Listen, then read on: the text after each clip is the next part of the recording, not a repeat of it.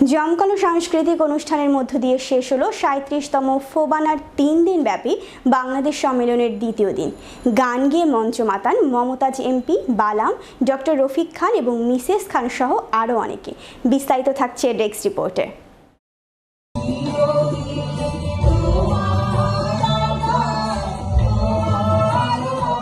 মন্ট্রিয়লের Laval Sheraton hotel বলরুমে হাজার হাজার প্রবাসীর উচ্ছল উপস্থিতিতে ১ সেপ্টেম্বর শুরু হওয়া ফোবানার এ সম্মেলনের দ্বিতীয় দিবসে বিশ্ব মানচিত্রে বাঙালির বিশেষ একটি স্থানে অধিষ্ঠিত হওয়ার ধারা বিবরণী সম্মিলিত গীতি নৃত্য সকলের প্রশংসা কুড়িয়েছে। এটি পরিবেশন করে নিউ ইয়র্কের বাংলাদেশ লীগ অব আমেরিকা। সাংস্কৃতিক পর্বের মধ্যমণি ছিলেন মমতাজ এমপি, যার গানের তালে তালে উচ্ছ্বসিত হন উপস্থিত সকলে।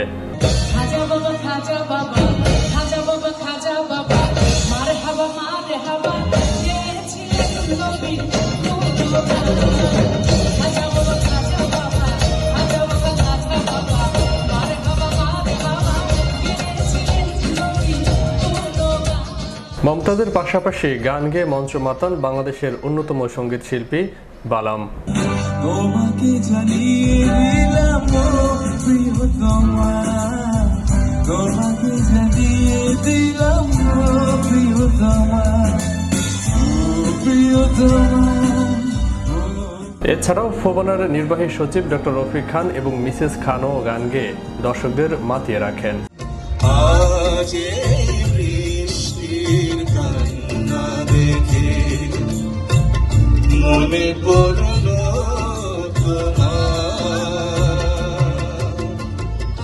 ফোবানার দ্বিতীয় দিনের সমাবেশে বিশেষ অতিথি হিসেবে বক্তব্য প্রদানের পূর্বে বাংলাদেশি কানাডা এবং বাংলাদেশ নিয়ে আলোচনাকালে কানাডা পার্লামেন্টের প্রভাবশালী সদস্য এবং পরিবহন মন্ত্রণালয় সম্পর্কিত ডেপুটি মিনিস্টার অ্যানি বলেন, মানবাধিকার, আইনের শাসন, নারী ক্ষমতায়ন সহ সন্ত্রাসবাদ নির্মূলে বাংলাদেশের বর্তমান প্রধানমন্ত্রীর নেতৃত্বে বেশ অগ্রগতি সাধিত হয়েছে।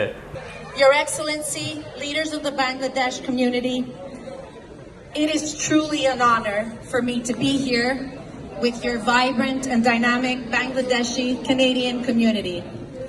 As the Member of Parliament for the riding of Vimy, and thank you very much for being here, I welcome you. This is my very beautiful riding of Vimy. And I'm also the Parliamentary Secretary to the Minister of Transport. I am proud to represent a diverse constituency. তবে বাংলাদেশের জাতির জনক বঙ্গবন্ধুর ঘাতক হিসেবে মৃত্যুদণ্ডে দণ্ডিত নূর চৌধুরী প্রসঙ্গে তিনি স্পষ্ট করে কিছু জানেন না বলে এই মুহূর্তে কোনো মন্তব্য করতে রাজি হননি। তবে বিস্তারিত জেনে প্রসঙ্গটি নিয়ে পরবর্তীকালে কথা বলার আশা পোষণ করেছেন Annie কোট্রাকিস। Well, I think globally with our allies, everybody wants to fight terrorism. There's no room for terrorism. You know, we're in 2023. Yes. And, you know, it's funny, all the times if you look at in history books and you see genocides and atrocities that have happened through various wars, whether they're civil wars or world wars, everybody keeps saying never again. And unfortunately, we are living it. It's happening again. And not only in one area, but in several areas around the world.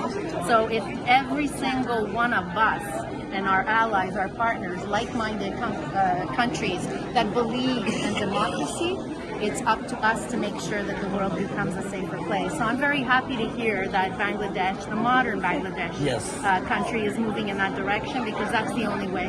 Yes, that was the dream of our father of the nation.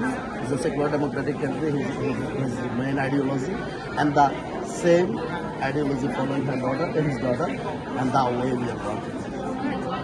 Thank you so much for your time. Well, thank you for having me here. একই সাথে এই কথা উল্লেখ করেন যে মানবাধিকার লঙ্ঘনকারী Canada যুগের পর যুগ ধরে বাস করছে, বিষয়টি নিয়ে তিনি সরাসরি মন্তব্য করার অধিকার রাখেন না। এ নিয়ে সরকারের সাথে যোগাযোগ করবেন। The killer of the father of the nation of Bangladesh living in this area since long. Where? He is Which convicted. In Canada? Canada, yes.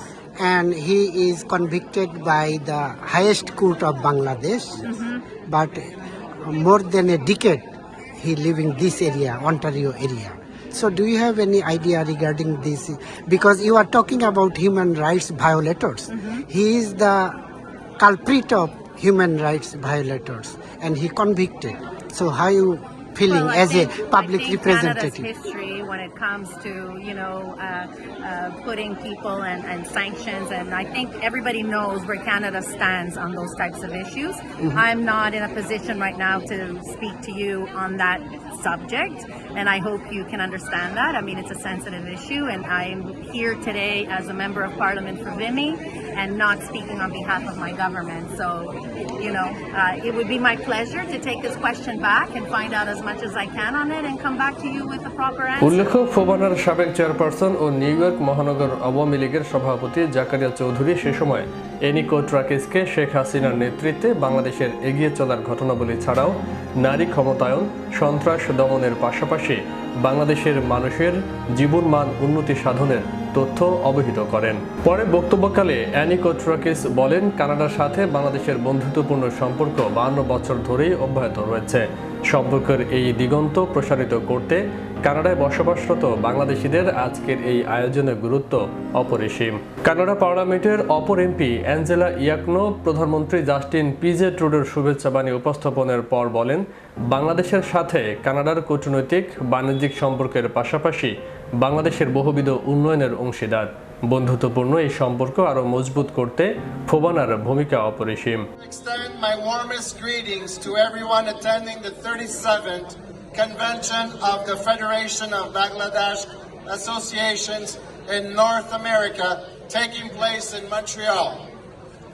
This event offers individuals of Bangladesh origin living in North America a wonderful opportunity to network, share ideas, experiences, and expertise, and strengthen their ties as a community.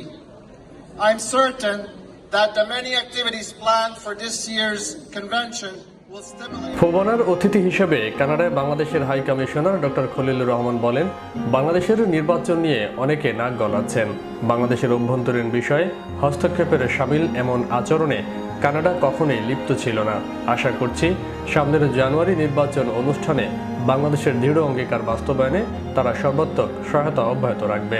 I had a written speech, as I said, but I think there is no need to read it out, because the whole story of how Bangladesh came into being has been narrated by the performance of the Bangladesh League of America.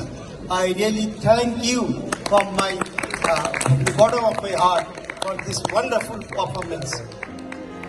Faisal Mahmud, বিশ্ব Bangla 24 news desk.